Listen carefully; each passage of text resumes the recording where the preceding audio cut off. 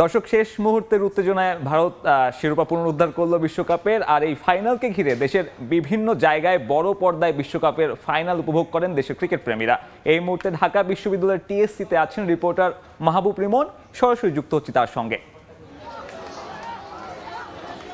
Joker south Africa এবং 7 রানের একেবারে দারুণ একটা জয় ইন্ডিয়া। 2011 সালের পরে আবারও আইসিসির কোনো শিরোপা তারা জিতলো। মোটা দাগে যদি বলি যে আইসিসি টি20 বিশ্বকাপের প্রথম আসরের শিরোপা তারা জিতেছিল পাকিস্তানকে হারিয়ে, এবং আজকে আবারও সেই টি20 যে শিরোপা সেই শিরোপা তারা পুনরুদ্ধার করলো 7 রানে জয়। দেখতেই পাচ্ছেন ভারতীয় সমর্থকদের উল্লাস। এখানে একটা পর্যায়ে কিন্তু সাউথ আফ্রিকা ম্যাচটা প্রায় তারা নিজেদের গ্রিপে নিয়ে গিয়েছিল, কিন্তু সেখান থেকে বিশেষ করে ওই জাসপ্রীত বুমরার ওই একটা ওভার এবং পরবর্তীতে আর্শদীপ সিং, দেখতেই পাচ্ছেন টিএসসিতে যারা ভারতীয় সমর্থক রয়েছেন, গুটি কয়েক সমর্থক ছিলেন, তারা কিন্তু রীতিমতো একেবারে নেচে গিয়ে এই মুহূর্তটা উপভোগ করছেন। এবং যে স্নায়ুর পরীক্ষা নিয়ে যে জয়, সেই জয় কিন্তু পেয়েছে ভারত। এবং তারা ভারতীয় যে সমর্থকরা রয়েছেন, বলছিলাম যে টিএসসি যেন রীতিমতো স্তব্ধ হয়ে গিয়েছে, কারণ একটা সময় পর্যন্ত যেখানে সাউথ আফ্রিকার যে সমর্থকরা ছিল তাদের সংখ্যাটা অনেক বেশি ছিল, গুটি কয়েক যে ভারতীয় সমর্থক, সেই সমর্থকরা কিন্তু নেচে গিয়ে এই মুহূর্তটাকে উদযাপন করছেন। এবং একটু শুনতে আমরা একটু কথা বলার চেষ্টা করি, আমরা লাইভে আছি। কেন আসলে এতটা খুশি? ভাই আমরা খুবই খুশি ভাই। ইন্ডিয়া আনপ্রেডিক্টেবল, মানে ওদের কাছে দাঁড়ানোর কোনো একটা সময় ভয় পেয়ে গিয়েছিলেন কিনা যে সাউথ আফ্রিকা ম্যাচটা? ভয় তো পেয়ে গেছিলেন, যখন 30 বলে 32 রান লাগবে তখন আমরা খুবই চিন্তিত ছিলাম, কিন্তু আমাদের বুমরা আছে, পান্ডিয়া আছে, কোনো অসুবিধা নাই। ওকে, যেমনটা আসলে দর্শকরা বলছিলেন, তাদেরও আসলে স্নায়ুর পরীক্ষা এবং রাহুল দ্রাবিড়ের কিন্তু কোচ হিসেবে এই ম্যাচ দিয়ে ভারতীয় অধ্যায় শেষ হচ্ছে এবং জয় দিয়ে এবং বিশ্বকাপ জয় দিয়ে 2013 সালে সবশেষ আইসিসি ট্রফি তারা জিতেছিল, 2011 সালে তারা বিশ্বকাপ জিতেছিল। এবং আইসিসির যে টি20 রোহিত শর্মা জানেন যে গেলবার ওয়ানডে যে বিশ্বকাপ, সেই বিশ্বকাপের ফাইনালে তারা হেরেছিল এবং একটা পর্যায়ে তারা, এবং এর আগে তারা চ্যাম্পিয়ন্স ট্রফির ফাইনাল হেরেছিল পাকিস্তানের কাছে।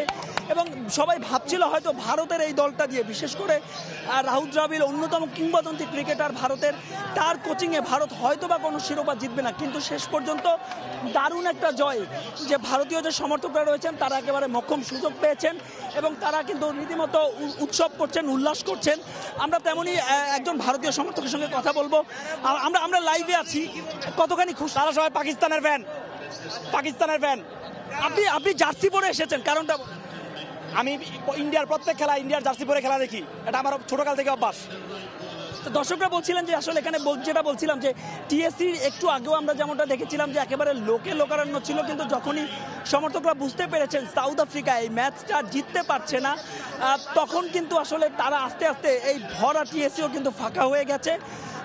তবে সমর্থকরা বলছেন যে ফাইনালটা যেমন হয় ঠিক তেমনই একটা জমজমাট ফাইনাল তারা উপভোগ করেছেন এবং ফাইনালের যে মাহাত্ম্য, সে মাহাত্ম্য কিন্তু অন্যরকম হয়েছে। এবং সাউথ আফ্রিকার হারে তাদের যে চোকার্স বলা হয় এই দলটা কিন্তু গ্রুপ পর্বে কিংবা সেমিফাইনাল কিংবা তারও আগে সুপার 8-এর যে ম্যাচগুলো, সেই ম্যাচগুলোর যে 50-50 ম্যাচ ছিল, সেই ম্যাচগুলো তারা জিতেছিল, কিন্তু শেষ পর্যন্ত চোকার্স যে তকমা, সেই চোকার্স তকমা কিন্তু তারা তাদের গা থেকে কিন্তু ঘুষতে পারল না। এবং সাউথ আফ্রিকার যে দীর্ঘ শিরোপা যে খরা, সেই শিরোপা খরা কিন্তু শেষ পর্যন্ত কিন্তু রয়েই গেল। অর্থাৎ সেই আইসিসি ট্রফির যে জিতলো, সেই আইসিসি ট্রফির এখন পর্যন্ত তাদের একমাত্র। তবে আজকের এই ম্যাচে ভারতীয় বোলাররা যেভাবে কামব্যাক করেছে, বিরাট কোহলি, হার্দিক পান্ডিয়া সব মিলিয়ে কিন্তু দুর্দান্ত। ভারতকে আপনাকে 19 দিতেই হবে। তো এই ছিল আমার কাছে টিএসসি থেকে সবশেষ।